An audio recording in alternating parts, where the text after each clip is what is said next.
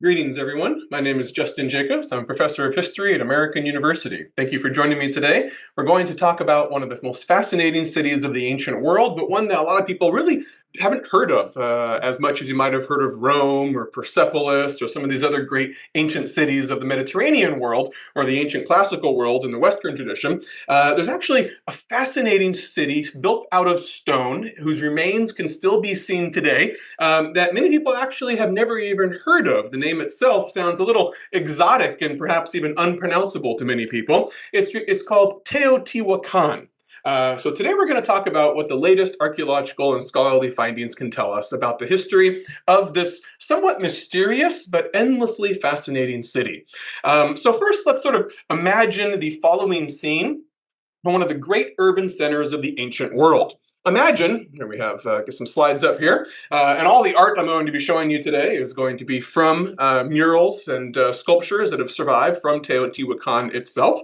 An endless parade of people, of animals in colorful costumes, much like you're seeing here, various priests on the bottom in colorful feather headdresses, animals like the puma or the jaguar in a feather headdress on the upper part of this mural that we're looking at. And this entire procession would be stretching for more than a mile along a broad, flat processional avenue that runs straight through the heart of the city. Now, the most fantastically adorned people, of course, would be the priests and the rulers, like you see on either side of what is in the middle here, probably known as the Great Goddess, but on either side are going to be the priests who are conducting the ritual in their magnificent feather headdresses.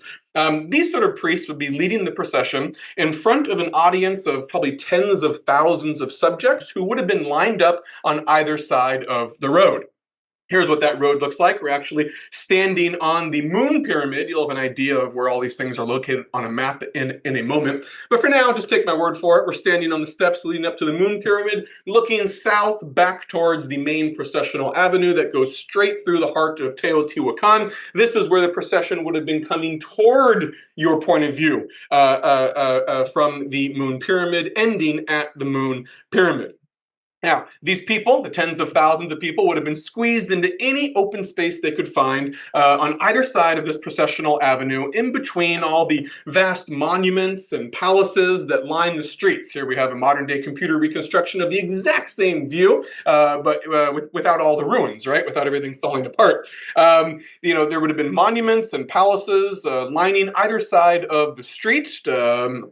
Terrace platforms, temples, enormous carved statues, and whatnot. And through the air, the whole time, this entire procession would have been regaled with loud drums and the sounds of conch shell trumpets. If you're thinking, what in the world is a conch shell trumpet? Well, we will see some of these with wonderful artistic inscriptions on them a little bit later in this talk. I'd like to hold you in suspense and give you a reason to hang around for the entire talk, so I'm not going to show you those just quite yet. Now, unfortunately, not to rain on our parade or anything, we do have to acknowledge that the rest of the humans and the animals included in the procession were probably not participating out of their own free will. The humans, as you can see here in one of these surviving murals, look at the arrow on the upper right here, clearly 4 humans in a row look like they are being led, holding on to one another or bound to one another and being led in a certain direction. Here is your pyramid in the shape of a mountain, and you have some bodies falling without heads.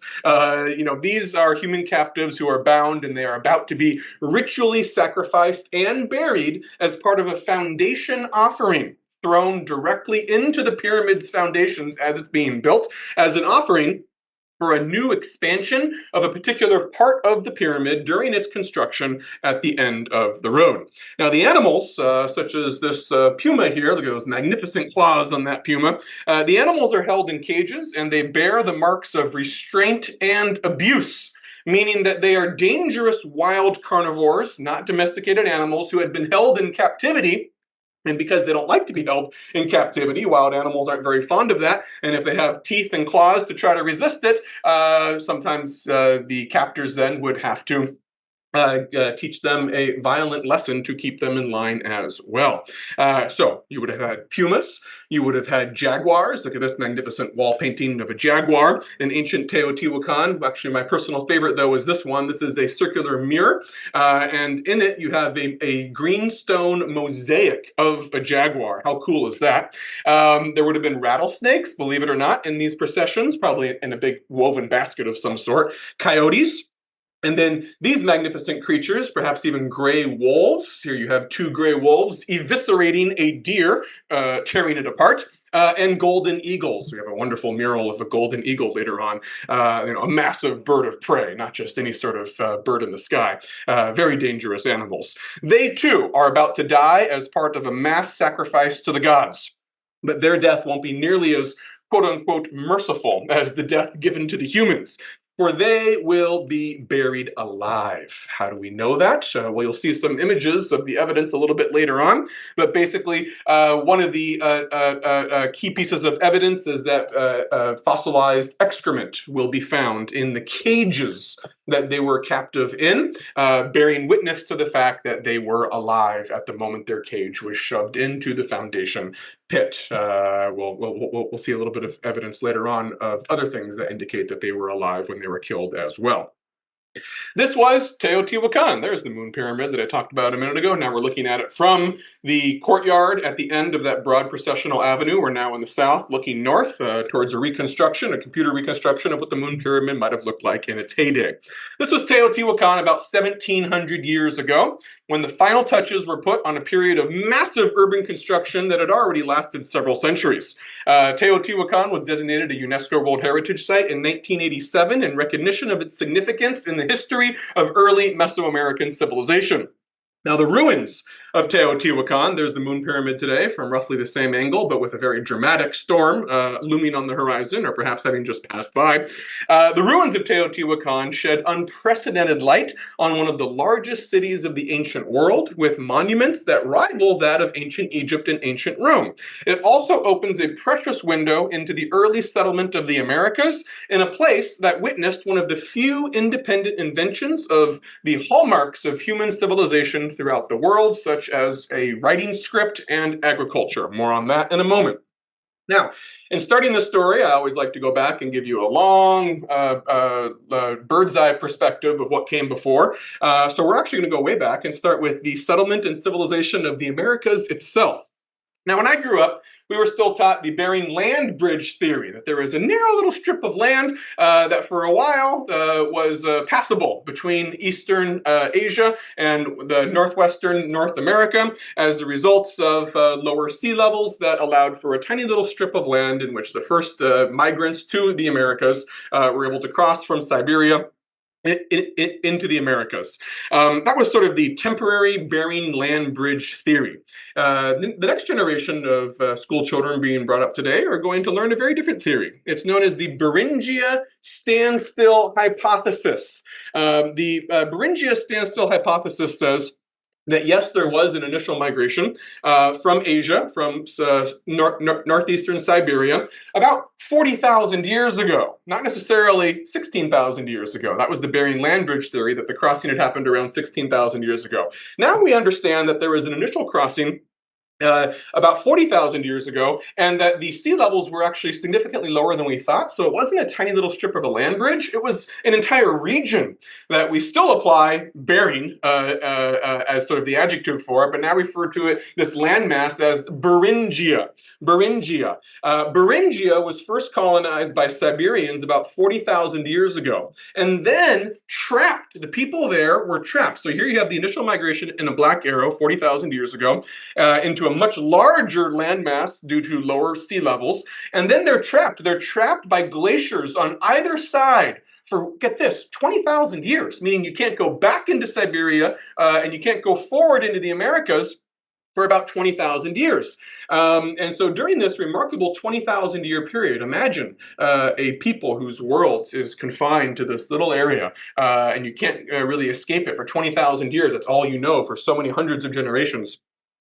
From 36,000 to 16,000 years ago, you have a very small population, maybe only 1,000 to 5,500 people at most, and they are rapidly diversifying within each other's own groups for about 20,000 years. This then accounts for the puzzling degree of genetic diversity and linguistic diversity that was unanticipated. If you had a swift peopling, a swift migration of people from Siberia across the thin land bridge into the Americas, you wouldn't have had nearly as much linguistic and genetic diversity among the indigenous peoples of the Americas, but the Beringia standstill hypothesis shows that they actually were diversifying for about 20,000 years in Beringia, and then when the glaciers melted, some went back into Siberia. There's the red area going back in this direction, and then some indeed continued on into the Americas. And then eventually rising sea levels will submerge the land bridge entirely. But because they had been diversifying for 20,000 years, and then they suddenly migrated into the Americas, they had significant linguistic and genetic diversity that would not have occurred if it was just a single mass migration across the land bridge all at one time. There would not have been enough time for those languages and genes to diversify into the complex panoply of diversity that we see among the indigenous peoples, both linguistic and genetic. This sort of stuff has archaeological evidence of historical sea levels and sort of genetic history. Computer analysis of genetic history has made a lot of this new hypothesis about the Beringia standstill theory much more plausible over the past decade or two to replace the old Bering Land Bridge theory. Anyways, about 16,000 years ago, the glaciers melt, the shoreline recedes, and the first paths into the Americas open up along the coastline. First, you have the coastline one. The first migrants into the Americas would have been this red arrow along the coastline, and then a little bit later, there would have been an interior line of migration that actually passes right by what are today known as the Canadian Rockies.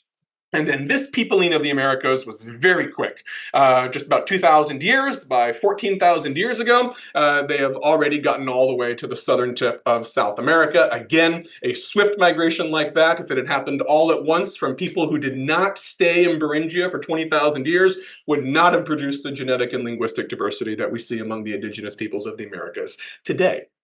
All this is going on, if you want to put this in context with Europe, around the same time that you've got your most classic forms of Paleolithic cave art going on in some of the famous caves of Europe, such as Altamira, where this bison was painted about 14,000 years ago, and Lascaux in Spain and France, those two caves. Now, in Mesoamerica, we see the largest urban centers of civilization that were developed in all of the Americas. When I say Mesoamerica, what do I mean? Geographically, Mesoamerica is usually defined as roughly the southern two-thirds of Mexico, all the way down to the northwestern tip of Costa Rica and Panama, sometimes connecting all the way to Colombia in the northwestern part of South America. Definitions shift and change. Sometimes all of Mexico will be included in it, but basically you can kind of see the areas that have some shading here are generally what is usually referred to as Mesoamerica. Along with China and Mesopotamia, Mesoamerica is one of only 3 places in the world where we see the invention of a writing script. It is also one of only a handful of places where agriculture was independently developed. That list is slightly longer, maybe 7 or 8 places in the world where agriculture was independently developed. Still a very exclusive club, of course. By about 5000 BC or so, Mesoamerica had domesticated the maize crop, seen here. We'll see this mural a little bit later. This is the storm god who is holding a staff of maize right there as well. Soon joined by the domestication of squash, beans, gourds, tomatoes, and avocados. These are very unique crops, very different from the agriculture that was produced across Eurasia. And maize in particular will feature prominently in Mesoamerican art. Now, unfortunately for the Mesoamericans, animals that could be domesticated formed a far shorter list than in Eurasia. Pretty much you only have dogs, turkeys. This is one of my favorite sculptures to come out of Teotihuacan. It's known today as El Pato Loco, the crazy duck, but it sort of is going to stand in for fowl of many different sorts, turkeys, ducks, and whatnot, and perhaps deer. That's about it. Dogs, fowl, and deer are pretty much the only things that you can domesticate to any degree whatsoever, and even deer aren't fully domesticable. There were no big livestock, no cows, no pigs, no sheep, no goats, that could provide a consistent quantity of meat for a big population center or serve as beasts of burden. And they aren't going to develop the wheel either, perhaps because there was no animal to help pull that wheel. This is really sort of the roll of the dice, the luck of the draw. If ancient peoples happen to live in an area where animals were amenable to being domesticated, it's either they are or they aren't. There's no special trick that some humans came up with to do it. No matter how you try, a zebra is not going to let you sit on its back and ride it around. It's just not going to happen. Whereas other types of horses will let you do that. In the Americas, bad roll of the dice in terms of domesticating animals. And that will have consequences down the road.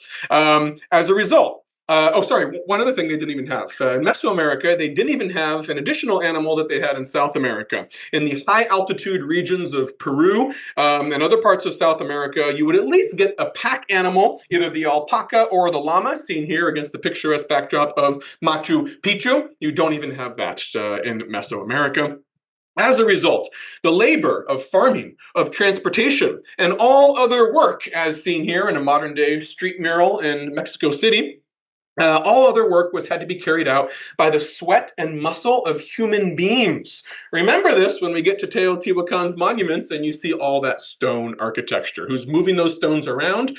You and me, human beings, okay? No animals. Not only that, but they didn't have any metal, so no tools or weapons that could be made out of metal or tipped with metal. They had to be made exclusively out of stone, so they are literally fighting with sticks and stones. If it's any solace, at least your enemy has access to the same sort of primitive stone material as you. Usually obsidian was the sharpest form of a stone that you could use to tip a sword or a spear.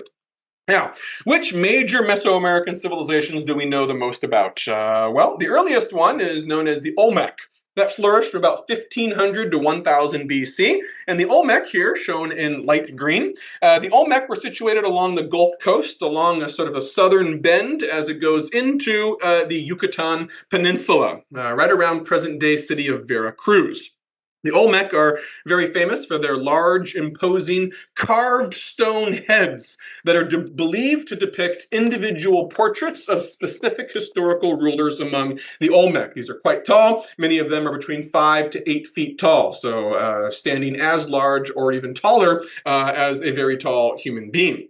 The Olmec also produced some of the first evidence of what will later become hallmarks of Mesoamerican civilization, a shared calendar based on the moon and the stars and the sun, activities that involved ritual bloodletting as offerings to various gods, and a ball court in which we know that some sort of a game with a ball was played in these ball courts.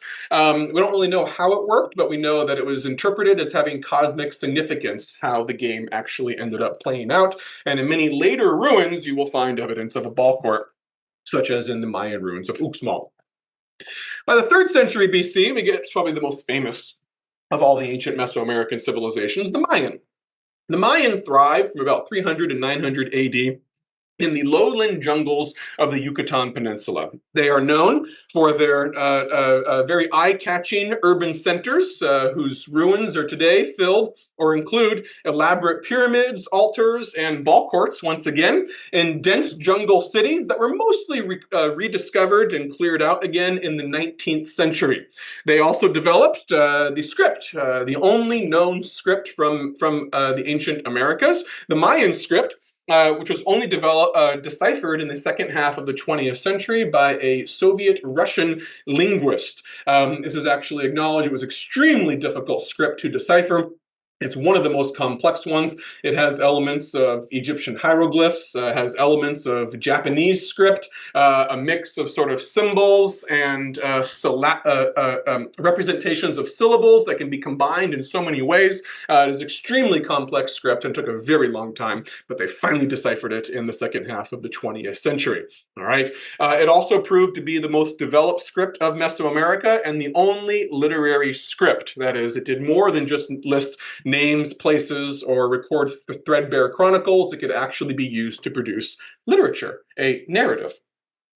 And then we have our folks. for lack of a better name, because they didn't leave us a script to tell us what they called themselves, we have to refer to them simply as the Teotihuacanos. The Teotihuacanos flourished in the central highland basin of Mexico, about 800 miles to the west of the Mayan. And they flourished a little bit earlier, but with some overlap with the Mayans, from the 1st to the 6th century AD. They're known for their unprecedented urban planning, enormous city of Teotihuacan, the large scale of their monuments. Their pyramids are larger than any other pyramids that were built by the Mayan or the later Aztecs, and a dense population that may have reached up to 100,000 people in the city of Teotihuacan. At its peak in the 3rd to 4th century AD, Teotihuacan, here we have a modern reconstruction of what the city might have looked like. There's the broad processional avenue leading up to the moon pyramid at the top left of your screen. That's the sun pyramid, is the larger one, about halfway up. At its peak, Teotihuacan is believed to be the most populous city in the Americas and likely in the top 5 to 10 most populous cities in the entire world at 100,000 souls. Now, the name Teotihuacan actually comes from the Aztecs. Now, it's important to distinguish between the two. The Aztecs arose in the same area, all right, the highland basin of Mexico, but 1,000 years later in the 14th century AD, and then they'll last for another 200 years until the arrival of the Spaniards. And many of the names and concepts that we apply to Teotihuacan, because the Teotihuacanos did not leave us a script to tell us what they called it, we by default will often simply use whatever the Aztecs used to refer to this, because the Aztecs, remember, arose in the same area and would visit this site, and so whatever they referred to these areas as, that's what gets adopted by the Spaniards. All right. Now, from nearby Tenochtitlan, the Aztecs built their city. This can be confusing if you're not familiar with them. This is Teotihuacan. The Aztecs built the city of Tenochtitlan on an island in a lake about 30 miles away. But they frequently visited the ruins of Teotihuacan. Here's that view from the moon pyramid looking south. That's the sun pyramid on your left there. This is probably in the 19th century, and this is what Teotihuacan looked like when everything was completely overgrown. You see images, paintings like this, and you have a great reverence for the excavators who actually uncovered all of the stone materials that you see today, because that would have been quite a lot of work. Now, the Aztecs visited this site. It would have looked something like this when they visited it in the 14th century, 15th century, 16th century, before the Spaniards arose. And they built Tenochtitlan in imitation of the pyramid ruins that they found at Teotihuacan. They exhibited great reverence for the site. Here is a reconstruction of the edifices at Tenochtitlan, the Aztec capital. They built this in self-conscious imitation of what they found at Teotihuacan, identifying Teotihuacan as sort of a great ancestor of some sort, full of mystery and latent power that they could tap. The Aztecs developed their own mythology and legends about Teotihuacan, which was only 30 miles away from Tenochtitlan. They said that this is the site where the gods jumped into the fire to create the 5th age of the world that we now live in. The first 2 gods to do so became, they said, the sun and the moon, which lent their names to the 2 biggest pyramids, the moon pyramid and the sun pyramid. These legends also explain the name of Teotihuacan. In the Nahuatl language of the Aztecs, Teotihuacan means, quote, the place where divinity comes into being. And this is where the first 2 gods to jump into the fire became the sun and the moon. So this is where divinity came into being. They're really locating the origin of our cosmos in the ruins of Teotihuacan, and that's the name they put to it. This is why sometimes Teotihuacan is referred to in English a little bit more poetically as City of the Gods. A little more literally, it means the place where divinity came into being. Now, the Aztecs, however, were limited in what they could know about the history of Teotihuacan. But with the benefit of more than a century of systematic archaeological investigations, today we can say so much more about Teotihuacan and the development of Mesoamerican civilization. So let us embark on our tour. Here we have it. You'll see variations of this map over the course of this talk. You've got north to the top there. The moon pyramid, you have the Avenue of the Dead, the long processional avenue, the sun pyramid on the right in the midsection, the Citadel all the way at the bottom in the southern direction. Now, the Avenue of the Dead was named by the Aztecs, that was their name for it, on the assumption that the structures on either side were royal tombs. They're not. We now know that they're not, but the Aztecs didn't know that, so their name for this large processional avenue was the Avenue of the Dead. Still a very nice name, right? It's very evocative, so we'll go with it, even though the name doesn't really resonate with anything that we actually know about what happened on either side of the processional avenue. It's a wide processional road, about 1.5 miles long, on a north-south axis that is tilted exactly 15.5 degrees to the east. Why? Well, because right behind the moon pyramid, there is an extinct or a dormant volcano known as Cerro Gordo. And it's thought that the road needed to be aligned perfectly with this volcano. And so the moon pyramid actually is sort of replicated. It's echoed by the dormant volcano and its latent power behind it. We actually find this in several places in American indigenous civilizations. In Machu Picchu, you'll see lots of things like this. They'll build a structure or carve out rocks in a way that reflects the image of natural landscape behind them, known as an image stone or an echo stone. Here we have an echo pyramid, essentially, in which the pyramid itself is aligned perfectly and conjures up the general shape of this powerful natural landscape behind it. Now, from the south, we encounter 3 major monuments. Here, always pay attention to what our orientation is. North is on the bottom now. We're back at the moon pyramid, and we're looking south along the Avenue of the Dead, that long processional road. From the south, now we're at the top of the screen. On the left, you have the Citadel. In Spanish, La Ciudadela. This is a complex of several things. There's going to be a plaza, there's going to be an underground tunnel, and there's going to be the Temple of the Feathered Serpent. The Citadel is the smallest of the 3 major monuments along the Avenue of the Dead, but it's the most archaeologically rich. We'll get into that in a minute. Then you have the Sun Pyramid Complex. It is the largest of the 3 complexes. It has a plaza, also has an underground tunnel, and it also has a pyramid with a temple on top as well. However, it has, even though despite it being the largest temple, it has the fewest remains to analyze, archaeological remains to analyze. And then finally, the avenue ends in the Moon Pyramid Complex that has a plaza. It has a pyramid with a temple on top again, but no underground tunnel. After the Citadel, the Moon Pyramid has the second richest amount of archaeological remains to analyze. It seems, here we have a diorama, a model inside a nearby museum near the Teotihuacan, in which you can kind of get a better idea of what the city looked like. It seems that none of the pyramids were designed to serve as royal tombs, as they were in Egypt. In Egypt, you'd actually put the body of the pharaoh inside the pyramid or below the pyramid. That does not seem to be the case here. In fact, archaeologists have found no royal burials in Teotihuacan at all. No surviving artwork depicts individualized features of flesh and blood individual rulers. This is very odd, both in world and Mesoamerican history. The Olmecs and the Mayans celebrated their strongmen, their individual rulers. We know some names. We have portraits of them. So it's not a Mesoamerican thing. It's just a Teotihuacano thing, a little bit odd. Teotihuacan, despite having obvious signs of a strong centralized state, yields no equivalent in their art or in their records of a Julius Caesar or a Ramses II. Nevertheless, it is still clear that the temple pyramids were sites where powerful, but apparently anonymous, at least to posterity, where powerful rituals and sacrifice were carried out to reinforce both political and religious authority. Also distinct from the pyramids of Egypt, these pyramids in Teotihuacan anchored the life of an urban community and were placed right inside a major metropolis. They were not separate from the main city and the residents. In Egypt, the major pyramids are separate from the areas where most of the regular people actually live. They're sort of sacred, walled-off ritual centers that commoners are not supposed to be involved in. Who lived in Teotihuacan? Well, for that, we can look at some of the neighborhoods here marked with their Spanish name, barrios, the barrios.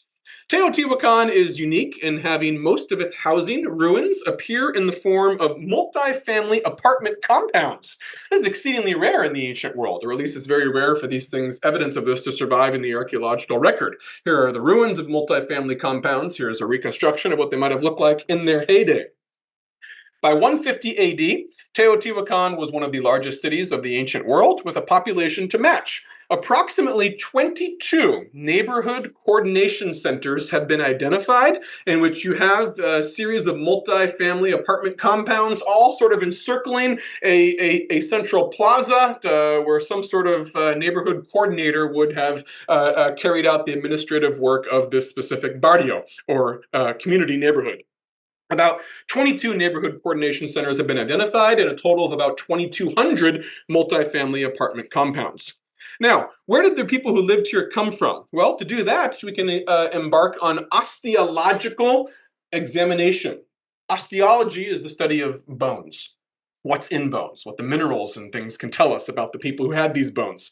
And we can also look at the manipulation of skulls. When babies are young, their skulls are very soft, and you can actually mold them in subtle ways to have a particular shape when that person grows older. So osteological evidence of bones and skull manipulation prove that a large number of residents in Teotihuacan did not grow up there. Osteological examination can show that the water that was consumed when this person was a young person was not water from Teotihuacan. I don't know the details of how they figured this out, but I take their word that this is something that you can study. And they can actually show this person did not grow up in Teotihuacan because the mineral composition of their bones shows that they were drinking water 100 miles away, meaning that they're migrants. They came to Teotihuacan later.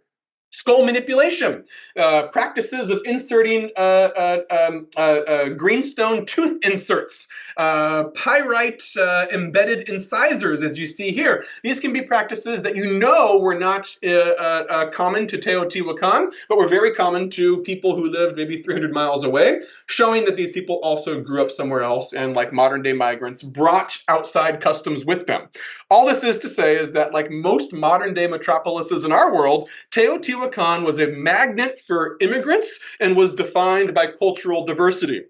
When you smiled, you may have shown tooth inserts and manipulation that instantly revealed that you came from a village 200 miles away. And simply when you walked around and your hair and your head wasn't covered, the shape of your skull may have indicated that you didn't grow up in this area either. You say, oh, immediately, oh, I can recognize where this person came from because they have a long, elongated skull. One theory is that the initial population boom, the initial influx into Teotihuacan in the 1st century AD was perhaps caused by a series of volcanic eruptions that devastated a rival city known as Teotihuacan in the preceding centuries, devastated that city and led to a massive refugee influx, which may have been the spark that got Teotihuacan's settlement going originally, but we don't know for sure. When you don't have written records, it's very tough to know anything for sure. You can only really have untested theories. Before we leave the barrios, the neighborhoods, let's take a quick look at one of the more intriguing barrios. In one of them, we have what is known as the Plaza of the Glyphs. What you're looking at here, right in the middle of one of these neighborhood coordination centers, you've got an area where a barrio, the La Ventilla barrio, preserves 42 glyphs in red, with red pigment in them, on the floor. So you can see here all the numbers and whatnot. This is not all of them. This just goes up to number 28. There are others as well. There's 42 in all. Now, what do these glyphs look like? Here they are, modern day reconstructions. Well, we don't really know what these mean. Okay, it is believed that it's not a full literary script like the Mayan script.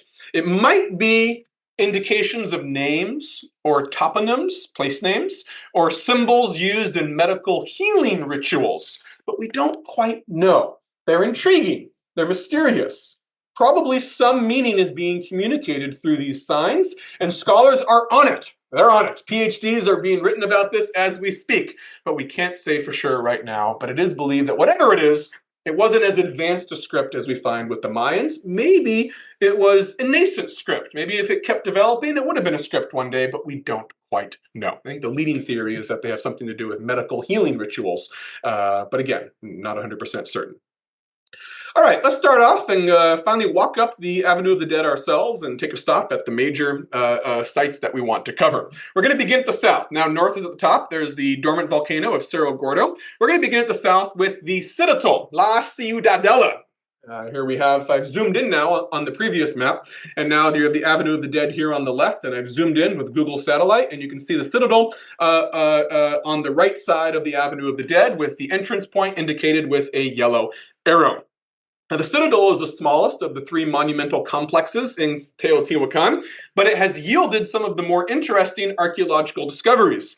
It also contains the most complete program of outer decoration on the facade of its pyramid temple, which we'll see in a moment.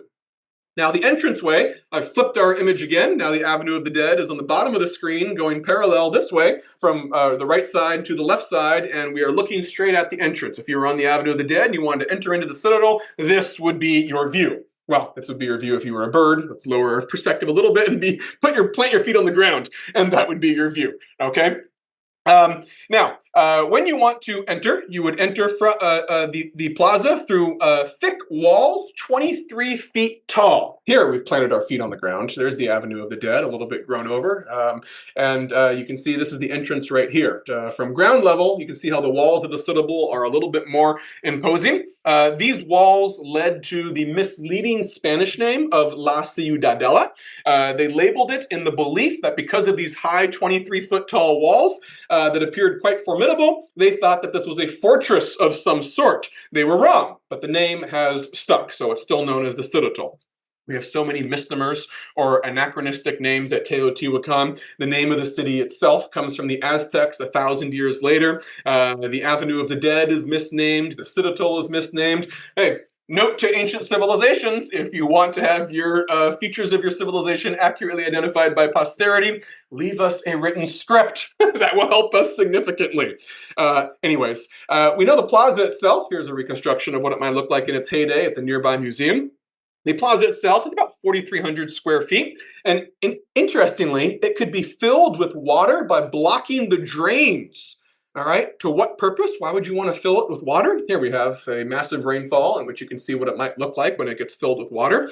To recreate the Mesoamerican conception of the birth and rebirth of the universe. That is to say, a mountain symbolized by the temple pyramid in the backdrop here, floating on the primordial sea. So some sort of major sacred ritual probably took place here, and they deliberately blocked the drain so that it would fill up and recreate the conception of having a mountain floating on the primordial sea, creation of the universe. The plaza was also designed to host large audiences for the participation of the masses, who likely played some sort of a role, even as spectators, in the ceremonies that took place here, and they would watch the priests and the rulers perform ceremonies, either from this platform right in the middle of the plaza or at the top of the pyramid. Perhaps coolest of all is that there was an underground tunnel beneath the Citadel. Just in front of, so here to get your bearings, this is the Temple of the Feathered Serpent. We'll be looking at that a little more closely in a moment. Here is what is known as an adosada platform, sort of a halfway point before you get to the temple itself. More on that in a minute. Here is the altar in the middle of the Citadel, and then between the two, you actually have a hole right there. That is the entrance to the underground tunnel. An underground tunnel was discovered relatively recently in 2003 after heavy rains exposed a 3-foot hole in the ground right in front of that adosada platform. Here's a schematic rendering of what the underground tunnel beneath this entire site looks like. Here you have the discovery shaft is right here. That's where the rains opened up a discovery shaft. And then later they found the original entrance to the temple was, to the underground tunnel was actually a little bit further back over here. Now you can see it all very, very cleanly in this diagram. It's a very deep tunnel lying between 44. Here you flip the perspective so you can have some color here. Once again, there's the discovery shaft. Here is the tunnel itself, the original entrance going all the way under the Temple of the Feathered Serpent. It's a very deep tunnel lying between 44 to 54 feet beneath the surface and extending 337 feet underneath the center of the pyramid. When discovered, the initial passage when they got down was actually blocked by multiple stone walls. So you can kind of see a little blocking stone wall back there that had to be actually taken down. And in between each one of these stone walls, it was filled in with thousands of tons of dirt and stone that have all now been removed. This was clearly supposed to be a restricted space that was filled in when they were done doing whatever they were doing down here. The general idea is that the tunnel represented symbolically the underworld, with the plaza situated at the center of the universe and the temple, or that floating mountain, on top. The Mesoamerican underworld has both water and a night sky, and in fact they found, this is really interesting, some sort of metallic mineral powder has been smeared all over the tunnel walls down here, so that when it's dark, the walls shimmer in the torchlight, just like stars in a sky. How cool is that? Now, at the bottom of the initial shaft are the first of about 100,000 objects that were recovered from this tunnel. In this case, they found 20,000 storm god vessels, ceramic vessels that had been ritually broken, that is, broken on purpose. As part of the ritual, you throw them down here and break them. Who is the storm god? When I say storm god vessels, what are we referring to? Storm god, later referred to by the Aztecs as Tlaloc, T-L-A-L-O-C, but that's their name for it. We presume the Teotihuacanos had the same name or a similar pronunciation, but it's a gap of 1,000 years, who knows? The storm god is one of the most important deities at Teotihuacan. He appears in all types of art, in painted murals, in standalone sculptures, in architectural sculptures that are attached to buildings, and in pottery decoration like we're seeing with these smashed storm god vessels. He has very standard features. He'll have goggled eyes, all right, big circle goggled eyes, like he's wearing goggles, about to go for a swim in a pool, right? He'll have very prominent fangs, which I've pointed out here as well. And he'll have a curled upper lip, almost looks like a sneer. As the name suggests, the storm god was in charge of storms. He could be both a benevolent bringer of rain and a bringer of destruction in the form of thunderstorms and lightning and rain downpours that was too much rain. Since agriculture was so important and water sources in this part of the highland of Mexico were limited, appeasing the storm god was a high priority. Teotihuacan gets about 24 inches of rain per year. That's not a lot. And it fluctuates wildly, and much of it comes down in destructive torrents. Too much at the wrong time. Two surviving murals capture his powers quite well. In the first one, just in red and white, he holds a lightning bolt, which I've indicated here. He holds a lightning bolt that emits flames and clouds nearby. I've indicated those as well. But also, this lightning and the clouds and the rain associated with them helps them, the Teotihuacanos, produce maize and squash. He's holding maize as well. You can see in the upper right-hand portion here, he's holding maize. He also holds, right here in the center, a vessel that it has an effigy of himself. It looks like him, very vain, right? An effigy of himself that pours life-giving water behind him. So he can be both helpful with the lightning both destructive with the lightning and helpful with the life-giving waters that make agriculture possible. There's a more colorful mural with a few more colors here, with some yellow and some green, in which we see him a little bit more benevolent, not really throwing lightning at everyone, holding a stalk of maize and a basket attached to his back that also holds maize. This is a more benevolent one. This is the storm god that you want to cuddle up with and thank him for letting you grow agriculture and feed the people. Then here's the more menacing version of the storm god, carved on a ceramic disc found on a building near the feathered serpent pyramid. I love this one because it's so menacing. Here you have drops of blood. Yes, that is blood dripping off from 3 obsidian blades that form a headdress. Right? This is a reference to human sacrifice and warfare, which Teotihuacan constantly would have been engaged with. The gods have many different identities, and they are reflected in the art. In the plaza of the glyphs, remember that a minute ago, 8 of the 42 glyphs were a stylized version of the storm god. So he appears all over, even in their nascent script, if indeed this was a nascent script. Now, the more than 100,000 objects that were deposited as offerings in the tunnel beneath the Citadel included things like ceramics, slate, obsidian, rubber, various sculptures, those pottery vessels, greenstone, beads, and pendants, and most interestingly, perhaps, conch shells. Conch shells. Remember at the very beginning, I talked about the trumpets. Part of the music that accompanied the procession would have been conch shell trumpets. You can actually take these and you can blow in through one side. Some of them have a little bit of an appendage that you could actually put into your mouth, and you can manipulate it to create certain sounds. These were the trumpets.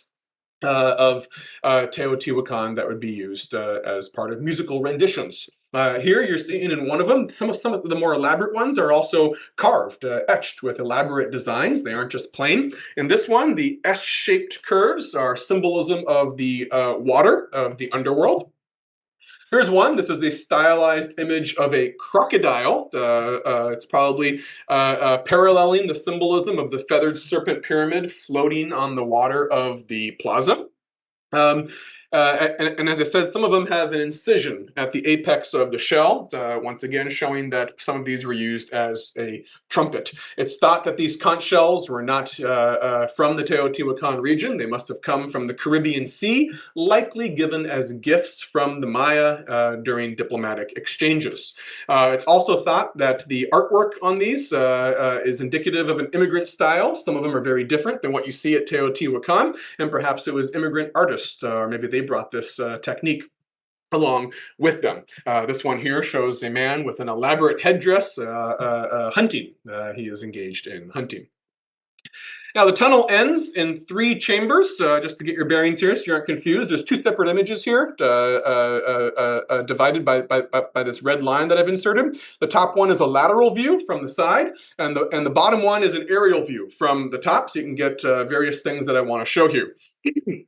On the top image, you can clearly see the course of the tunnel and where it ends relative to where the feathered serpent temple is. And the aerial view, you can see how that tunnel ends in a cross, which you can't see on the lateral view. So the tunnel ends in 3 chambers that jut off in north, south, and eastern directions, not coincidentally positioned directly under the center of the pyramid temple above the ground. The centerpiece offering, right where this little cross at the center of the pyramid is located, the centerpiece offering was discovered to be 4 figures in green stone, a type of precious stone. 2 of them were lying down, but it is thought that that was probably just the vagaries of time and excavation had pushed them over, and very likely all 4 of them were in a similar position to these 2 here, slightly reclining backwards and looking up. The 2 reclining ones include a woman in a skirt and a shoulder shawl, and a naked man with a necklace. Both of them were reclined ever so slightly to stare directly up at the center of the pyramid above, the center of the Mesoamerican cosmos. This was deliberate. One leading theory suggests that these greenstone statues may have represented the mythical founding ancestors of the city, and thus all offerings in the tunnel were dedicated to these 4 ancestors, as symbolized by these greenstone figurines.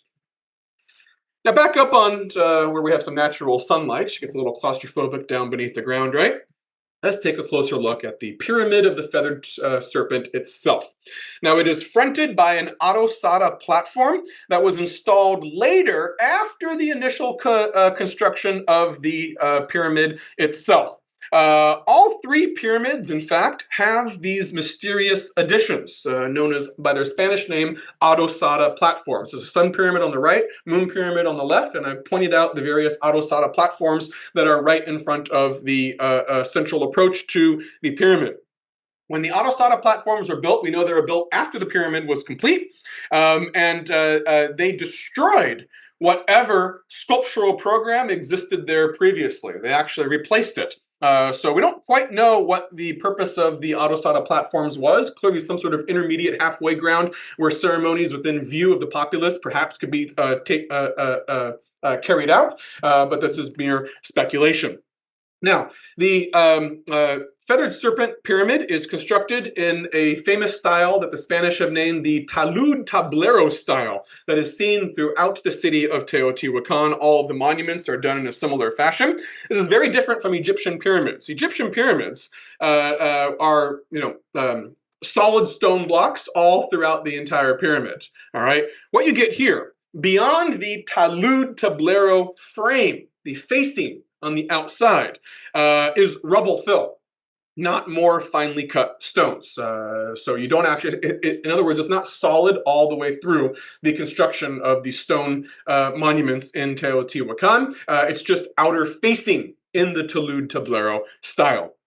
Not only that, but the rubble fill of the pyramids, in this case, the Temple of the Feathered Serpent, also includes human sacrificial offerings. In the temple, the Pyramid of the Feathered Serpent, the archaeologists have found about 200 skeletons of victims who were buried in the rubble fill in the interior of the pyramid.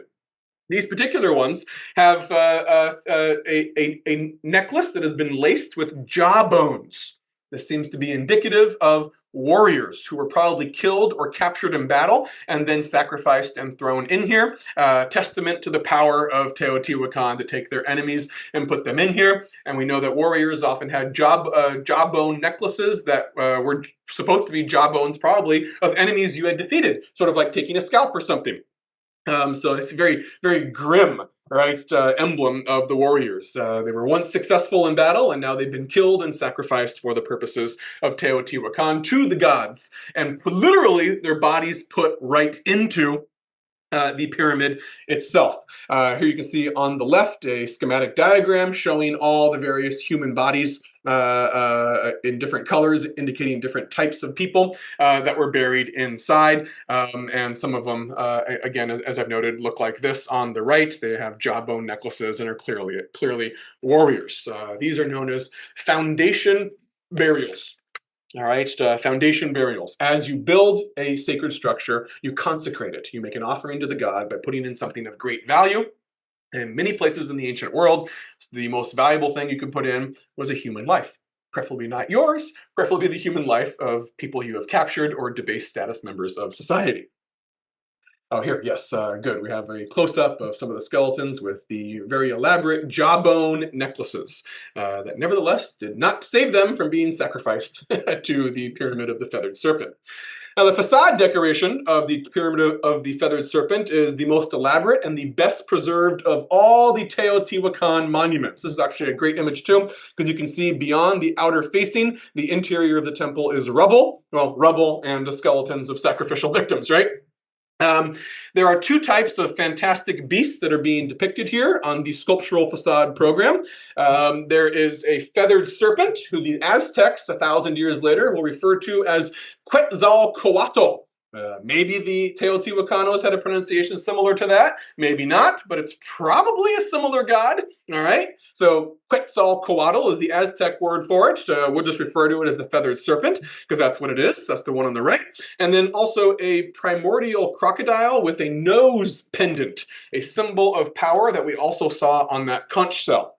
In between them, you actually see they have their bodies, the torsos of their bodies. Here's the body of the feathered serpent. Here's the body of the primordial crocodile going around and around the entire pyramid. All right, this is a pretty cool sculptural facade program here. A reconstruction of the facade in the nearby museum shows that it was painted mostly originally in red with green highlights. Moving on. Beyond the Citadel, we'll make our way north along the Avenue of the Dead to the next complex, the Sun Pyramid Complex. Here we have it there, sort of midway along the Avenue of the Dead. Now we've zoomed in on Google satellite maps. There's the Avenue of the Dead right here. Here's the plaza in front of it, and there's the Sun Pyramid itself. Now the plaza, here it is, look, you're standing on the Sun Pyramid steps and looking back towards the Avenue of the Dead, and this is the plaza down below. The plaza is enclosed, again, by 20-foot-high platform walls, not as complete as you see with the Citadel, but nevertheless, in several areas, the walls do reach up to 20 feet high. This plaza has also yielded a few iconic artifacts of Teotihuacan.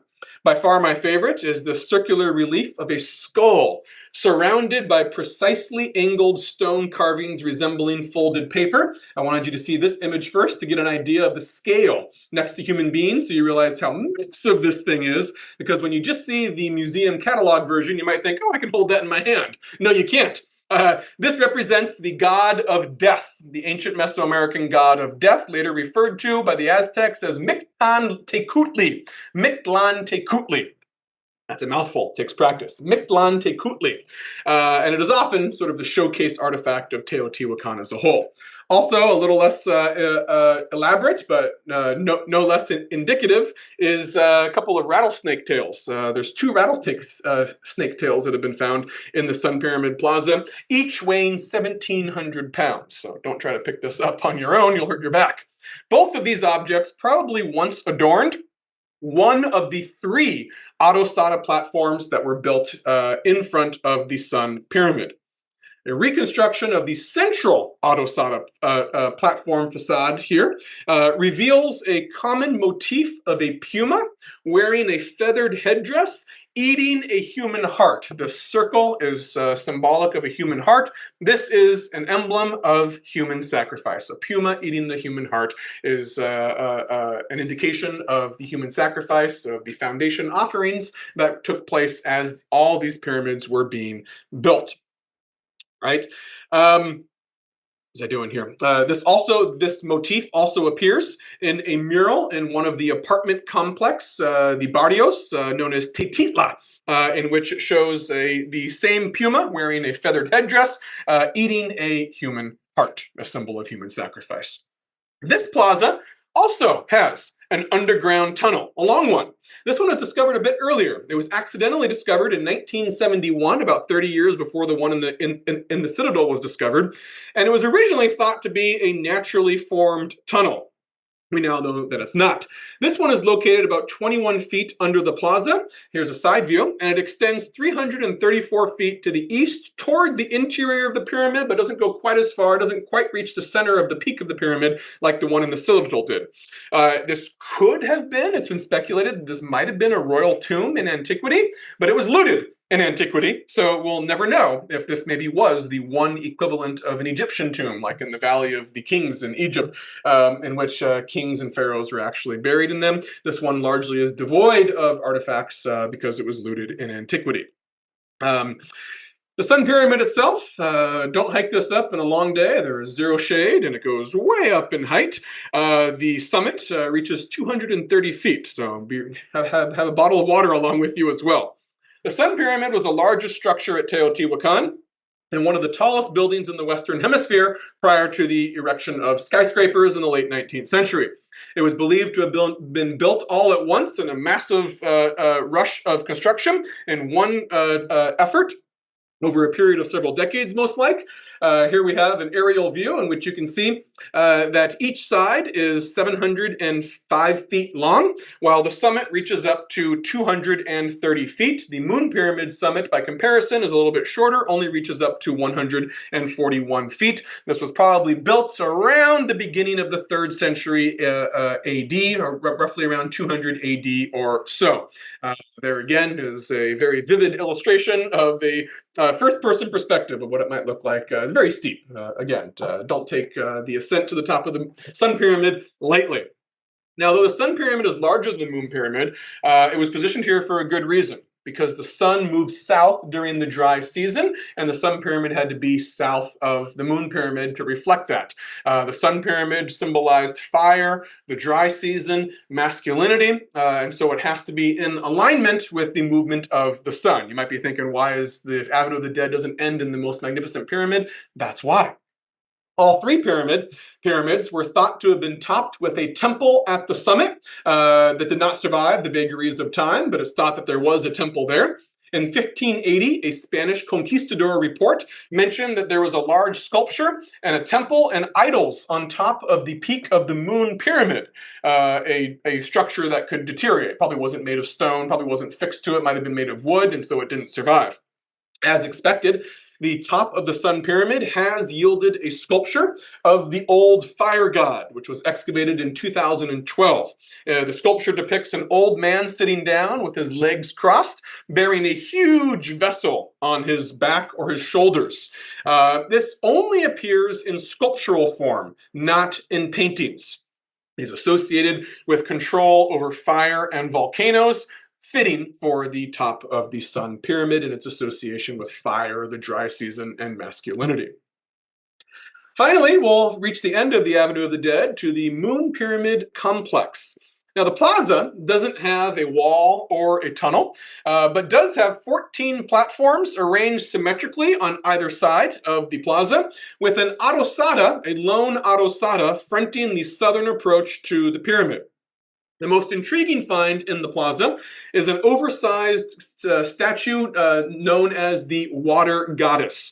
She stands 13 feet high and weighs 24 tons.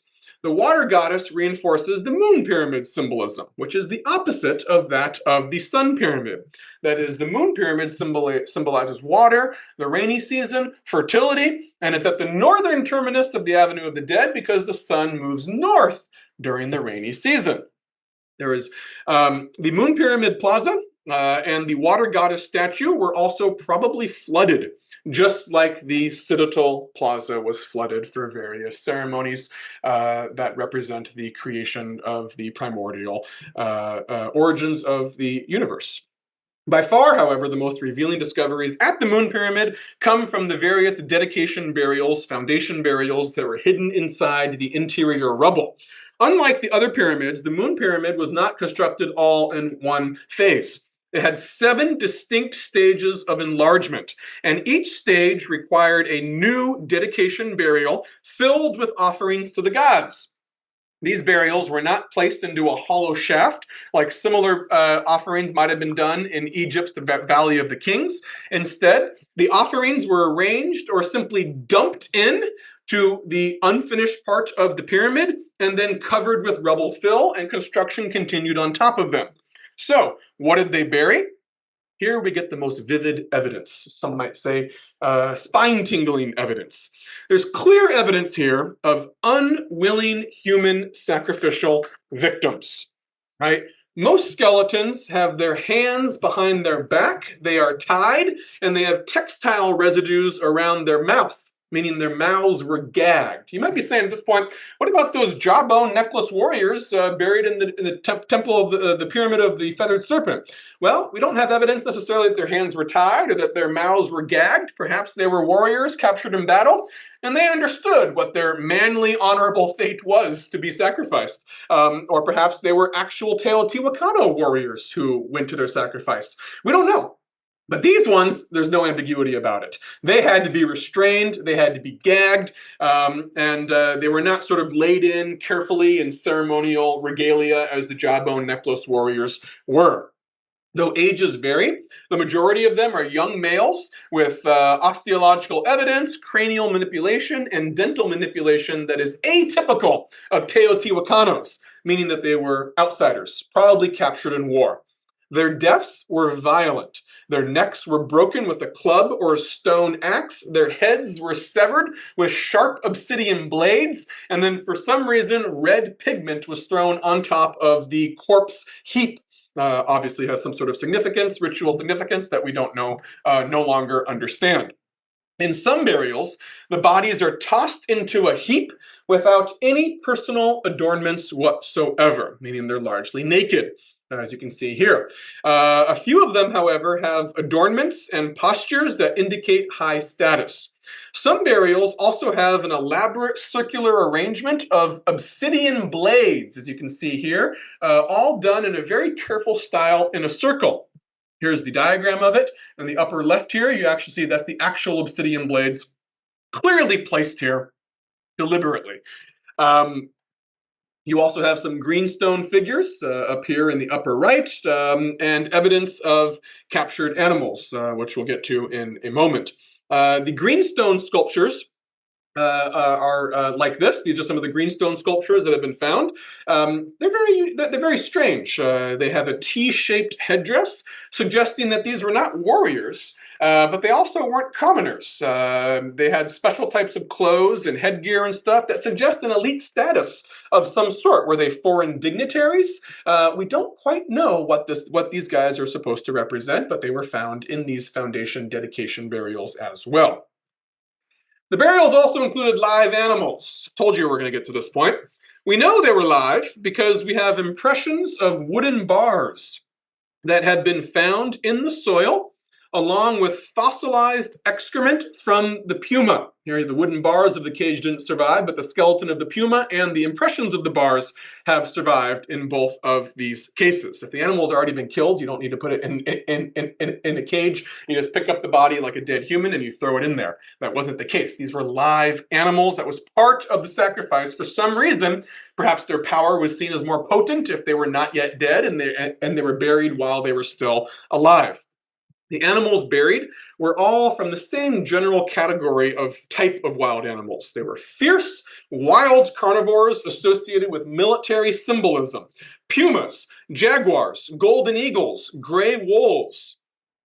However, there is no evidence that animals that were eaten in the barrios, that is, everyday food, were sacrificed here, such as rabbits, dogs, deers, armadillos, turkeys.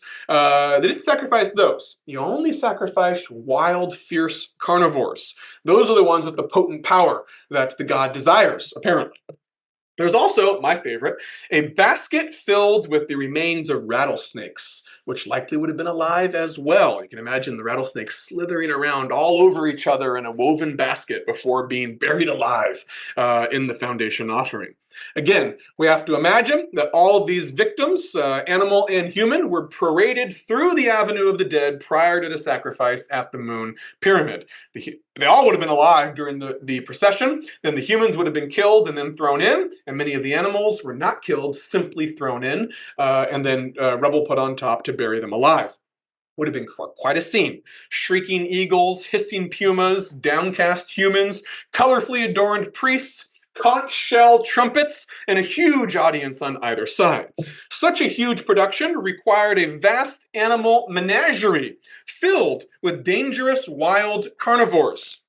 All right, the Teotihuacanas celebrated both their hunting skills and their gamekeeping skills. They were intimately familiar with the ferocity of wild gray wolves like this and their ability to dismember a deer, and they prided themselves on their ability to not end up like this deer. That is, to be able to capture these wolves themselves, capture them alive, maintain them alive, and sacrifice them alive.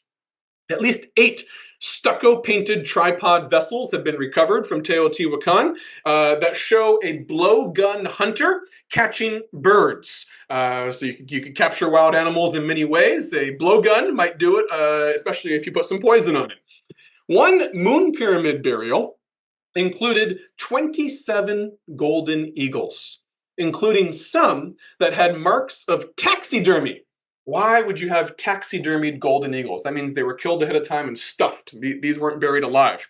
Well, it seems that, if you need wild animals, if that's what the sacrifice calls for, fierce wild animals, and you need a lot of them, 27, it's going to be hard to capture all of those ahead of time and keep them alive. And it might just be hard to capture 27 in general. A bird is not an easy animal to capture. So it appears that they captured them over a longer period of time leading up to the offering ceremony, and then killed them, and then stuffed them, preserved them for use in the ceremony when the time actually came. The sacrificed animals, they also examined the diet that remains in their stomach. They ate a diet of cooked rabbit and maize before they were buried alive. These are not things that they would have eaten in the wild. Right? And even the rabbits that were fed to these caged carnivores ate maize themselves. So those rabbits who were used as food were also raised for this explicit purpose, meaning they've got a whole little zoo here in which they're caging wild animals, keeping them alive with rabbits and whatnot that are fed with maize, and then feeding maize to the pumas and jaguars and whatnot themselves to keep them alive until the ceremony actually occurs. That is a very elaborate system of animal maintenance. One 18-month-old puma survived an injury to a leg that would have been unsurvivable in the wild, meaning that it healed, meaning that was taken in captivity and was given the space and the attention necessary to allow that injury to heal, which would not have been possible in the wild. That's evidence also of them being captured and maintained alive in a cage.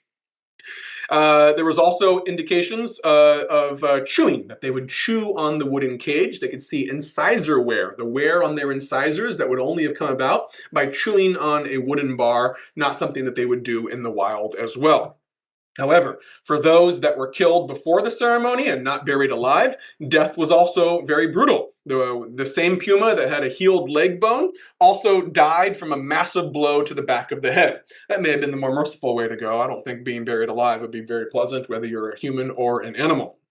Clearly, there was a struggle to capture and control these wild animals, but it was all necessary for the religious and political purposes of the ceremony. Let's finish up here. The legacy of Teotihuacan. Around 550 AD, middle of the 6th century AD, after flourishing for some 4 centuries, Teotihuacan met with some sort of violent conflagration that devastated the city. We have evidence of a widespread fire in and around the monuments and palaces that lined either side of the Avenue of the Dead, along with smashed sculptures and the looting of burial dedications in the pyramids. The theory is that it was an inside job, not an invading army from the outside, since there was no evidence of fire in the outlying neighborhoods, which certainly would have been sacked and burned and pillaged and raped if it was an invading army coming from the outside. So maybe this was an uprising from the inside. We don't quite know, but that's the leading theory. However, the city was never totally abandoned, and it was certainly never lost. It is hard to miss something as large as the moon and sun pyramids, even when the whole place has been grown over. By the 1400s, the newly emergent Aztecs in the nearby vicinity made it a place of pilgrimage and reuse. They went to the site. We know they dug up some of the pottery, some of the masks, and rededicated them for ceremonial use at their own altars in Tenochtitlan. They then developed, as we said before, their own creation myths in which the current age was born at Teotihuacan, hence the name, the place where divinity comes into being. A later tale arose that the famous emperor Moctezuma actually visited the Moon Pyramid Temple ruins every single 20 days. The first archaeological excavations occurred in the 19th century, but the major advances in knowledge occurred only during the 20th century. By this time, Teotihuacan was being transformed into a symbol of the new Mexican nation. They couldn't use Tenochtitlan. Here, for the first time, I'll show you the vicinity, the close proximity of Teotihuacan from Tenochtitlan. They couldn't use Tenochtitlan for this symbol of sort of the ancient roots of the nation that's going to be formed here, because Mexico City was built right on top of Tenochtitlan, so that's not going to work. However, Teotihuacan was perfect. It's only 30 miles away. Tourists from Mexico City can visit easily. Easily, they can visit the most impressive monuments anywhere in Mesoamerica, just a half-hour drive from Mexico City. Well, maybe twice that with traffic. In 1910, Mexico's centennial of independence led to the restoration of the Sun Pyramid, while the 1968 Olympics in Mexico City prompted the restoration of the Moon Pyramid and also led to the creation of a torch ceremony at the Sun Pyramid, like you're seeing here. Now, more than 3 million people visit Teotihuacan each year, and they even have special times in which they light up the pyramids at night for a wonderful visual effect.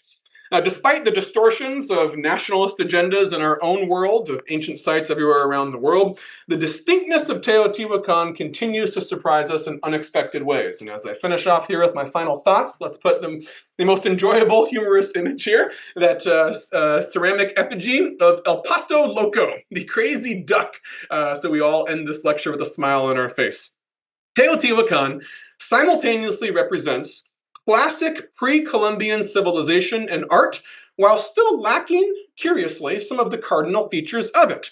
It has the familiar pyramids, artwork, and gods and emblems of blood sacrifice that we see both before in the Olmec and later in the Mayan and the Aztecs, but it doesn't have the ubiquitous ball court, and it doesn't have a literary script. It has the most magnificent monuments of any surviving civilization. There's nothing to compare with the Moon and Sun Pyramid and the Pyramid of the Feathered Serpent, and is the most famous of all the Mesoamerican ruins, but we don't even know what the people who lived there called it themselves, or called themselves. So we have to adopt later names and just call them Teotihuacanos, a very unsatisfying way of referring to them. In fact, we don't even know the name of a single ruler of what must have been the most centralized and powerful of any Mesoamerican state prior to the Aztecs. Despite all of this, we can now say a good deal more about the nature of the site than was possible even just a few decades ago, and give Teotihuacan its due as our best window onto the height of Mesoamerican civilization in the first millennium AD. I hope you've enjoyed this lecture. It's been a pleasure, and I wish you all the best. Take care.